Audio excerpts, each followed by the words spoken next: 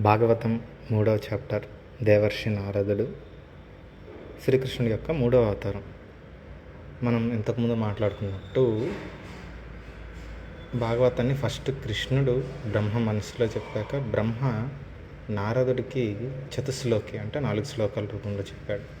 నారదుడు తర్వాత వేదవ్యాసుడు దాన్ని గ్రంథస్థం చేసి తన కొడుకైన సుఖదేవ గోస్వామికి నేర్పించడం, సుఖదేవ గోస్వామి తర్వాత పరీక్షిత్తుకి చెప్పడం. ఇలా చెప్తున్నప్పుడు సూత గోస్వామి విని నైమిషారణ్యానికి వెళ్ళి సౌనికాది ఋషులకు చెప్పారు. ఈ సైకిల్లో మనం పరీక్షిత్తు గురించి తెలుసుకున్నాం, సుఖదేవ గోస్వామి గురించి తెలుసుకున్నాం. ఇప్పుడు నారదుడు మనకి సినిమాల్లో చూపించినట్టు వెళ్ళి గొడవలు పెట్టే రకం కాదనమాట. అతని కార్యక్రమం ఏంటంటే అతని దగ్గర ఉన్న వీణని మీటుతూ భగవంతుడి యొక్క లీలలు చెప్పడం. ఈ ప్రకారంగా ఆధ్యాత్మిక విషయాలు తెలుసుకోవడానికి మనం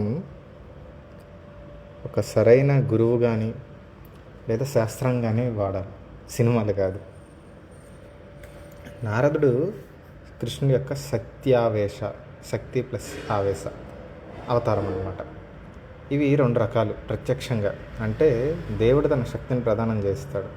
అలా చేసిన వాళ్ళు నారదుడు, సనక సనందనాథులు అంటే బ్రహ్మ మానసపుత్రులు, పృథు మహారాజు, వ్యాసుడు, శేషుడు. పరోక్షంగా అంటే ఇండైరెక్ట్గా ఇచ్చేవి విభూతులు అని అంటారు. భగవద్గీత 10వ అధ్యాయంలో వస్తాయి. నారదుడు 3 జన్మలు, నారదుడిగా రాకముందు 3 జన్మలు ఉన్నాయి. అందులో ఫస్ట్ది గంధర్వ జన్మ, పేరు ఉపబర్హనుడు. రెండవది శూద్ర జన్మ.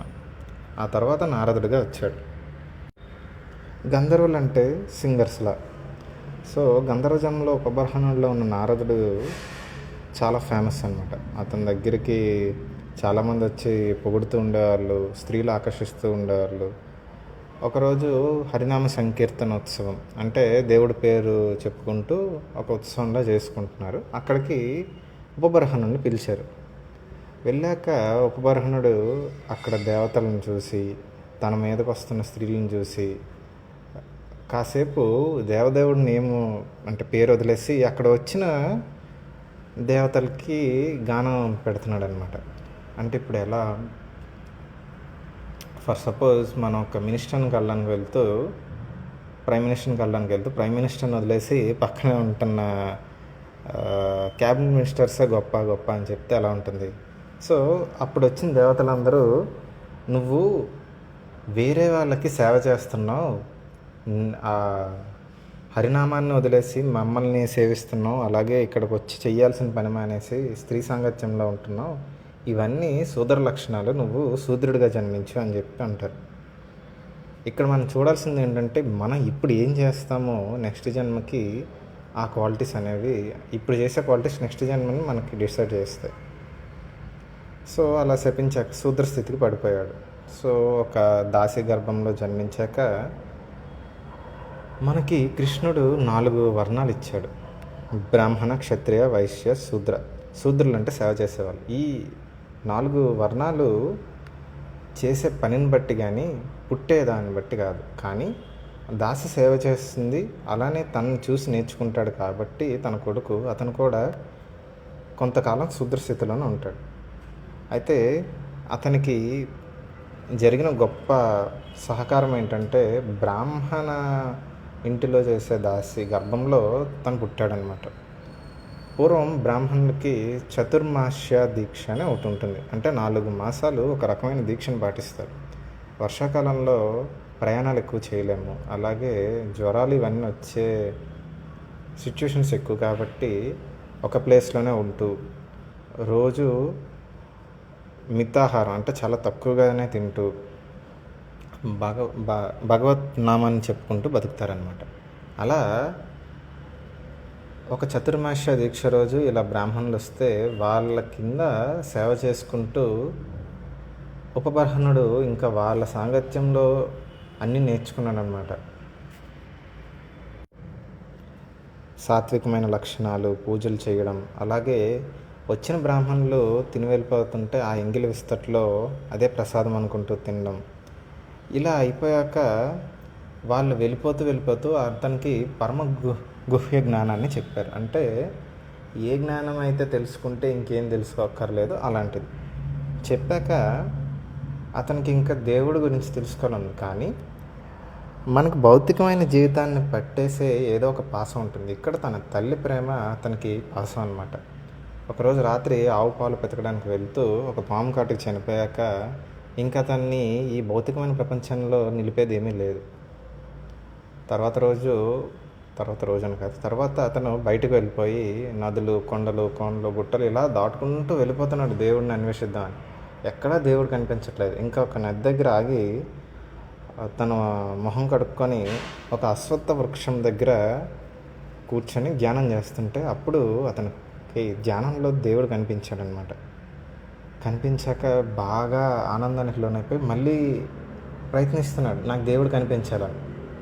ఎంత ప్రయత్నించినా అవ్వలేదన్నమాట.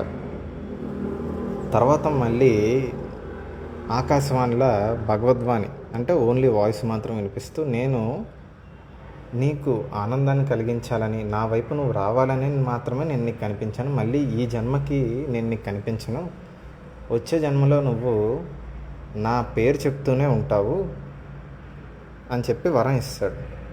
ఇంకా కల్పాంతరం అంటే బ్రహ్మకి రోజుల సగం. ఆ కల్పాంతరం లాస్ట్ అయ్యాక విష్ణువు ప్రళయ జలాల్లో శయనిస్తాడు. అంటే మనకి చూసిన ఆదిశేషు మీద విష్ణువు పడుకొని ఉంటాడు. కింద మనకి క్షీరసాగర అంటారు. అలా ప్రళయ జలాల్లో పడుకున్న విష్ణువులోకి ఆ కల్పం ఎండయ్యేటప్పుడు బ్రహ్మ, నారదుడు వీళ్ళు వెళ్ళిపోయి నెక్స్ట్ కల్పాంతరంలో మళ్ళీ వస్తారు. అలా వచ్చేటప్పుడు మహర్షులతో పాటు ఉపబర్హనుడు నారదుడి కింద మారి వస్తాడనమాట. ఇందులో మనం చూడాల్సింది ఏంటంటే మనుషులకి 3 గుణాలు ఉంటాయి: సత్వ, రజో, తమో గుణాలు. సత్వగుణం అంటే ఉత్తమ జన్మలు వస్తాయి, రజోగుణం అంటే మానవ జన్మలు, తమో గుణం అయితే పశు జన్మ. మనం ఫస్ట్ సత్వగుణం వైపు నడిచి ఆ తర్వాత ఈ గుణాలకు అతీతంగా త్రిగుణాతీతంగా బతికినప్పుడు భగవద్ధామమైన వైకుంఠానికి వెళ్తాం. ఇప్పుడు నారదుడు మనకి చాలానే సిచ్యుయేషన్స్లో వస్తాడు. ధ్రువునికి ఓం నమో భగవతే వాసుదేవాయ అనే మంత్రం చెప్పడం, ప్రహ్లాదుడు ఇంకా పుట్టకముందు గర్భంలోనే అతనికి విష్ణు భక్తిని నేర్పించడం, నలకూబర మణిగ్రీవులకి శాపం పెట్టి చెట్ల కింద మారమని ద్వాపర యుగంలో కృష్ణుడి చేత శాప విమోచనం జరిగించడం. అంతెందుకు, ఈ భాగవతాన్ని రాయించడానికి మనం చెప్పుకున్న సైకిల్లో వ్యాసుడికి చెప్పింది కూడా నారదుడే. అలాంటి నారదుడు ప్రచేతసులకు పుట్టిన దక్ష ప్రజాపతికి పంచజని అనే వైఫ్ ఉంది. సో ప్రజాపతి డ్యూటీ ఏంటంటే ప్రజా సృష్టి చేయడం. అందుకని చెప్పి దక్ష ప్రజాపతి పంచజని వలన ముందు 10,000 మంది కుమారులను కన్నాడు. వాళ్ళని హర్యశ్వులు అంటారు. మీరు ప్రజా సృష్టి చేయండి అని పంపిస్తే తర్వాత వాళ్ళు వెళ్ళి సరస్వతి నదీ తీరంలో ధ్యానం చేసుకుంటే నారదుడు వచ్చి వాళ్ళని దైవభక్తి వైపు తిప్పేశాడనమాట. అలా తిప్పేసరికి ఇంకా వాళ్ళకి సంసారం మీద ఇంట్రెస్ట్ అంటూ పోయింది. దక్ష ప్రజాపతికి బాధ కలిగిందనమాట. అయ్యో 10,000 కుమారులు ఎటు కాకుండా వెళ్ళిపోయారు అని చెప్పి. ఈసారి 1000 మంది కుమారులు, వీళ్ళ పేరు సబలాశ్వులు అనమాట. వీళ్ళు కూడా అలానే వెళ్తే నారదుడు మళ్ళీ వాళ్ళని తీసుకెళ్ళిపోయాడు. మీరు ఈ సంసారంలో చిక్కోవద్దు, ఇది బయటికి రాలేరు అని చెప్పి. ఇంకా దక్ష ప్రజాపతి కోపం వచ్చి శాపం పెట్టేశాడనమాట. నువ్వు ఈ విశ్వమంతా తిరుగుతూనే ఉంటావు, కానీ నీకు ఇల్లు అంటూ ఉండదు అని చెప్పి. నారదుడు ప్రతిశాపం పెట్టచ్చు, కానీ దాన్ని ఒక వరంగా వాడుకొని ముల్లోకాలు తిరుగుతూ హరినామ సంకీర్తనోత్సవం చేస్తూ ఉంటాడు. ఇంతటితో సమాప్తం.